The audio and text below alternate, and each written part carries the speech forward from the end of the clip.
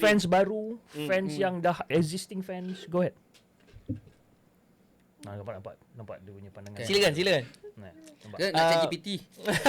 Saya harap kalian yang datang show konsert ini, I understand obviously kalian akan ada favor kepada Butterfingers ke Salam Music ke kepada mana-mana penyanyi, tetapi kami akan menghargai jika kalian berpeluang untuk melihat semua persembahan.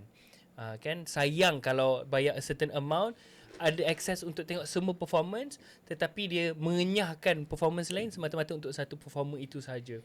Sedangkan performer lain memerlukan masing-masing. Saya perform esok dan saya dapat crowd Butterfingers, crowd Heidi, crowd lain-lain, dan siapa yang datang untuk saya, tolonglah tengok show-show yang lain juga, sebab itu adalah bukti zahirnya yang kami sebagai performer nampak sokongan kalian. Dan tolong tahu yang jika kalian beli tiket, bukan kalian tolong penyanyi-penyanyi dan artis-artis saja, kalian juga tolong podcast ini, kalian juga tolong organizer, kalian juga tolong marketing, kamera, soundman. Dia memberi ruang kepada peluang pekerjaan yang lain-lain. So sokongan kalian sangatlah bagus. Sebab kita orang ni antara podcast yang paling daif sekali.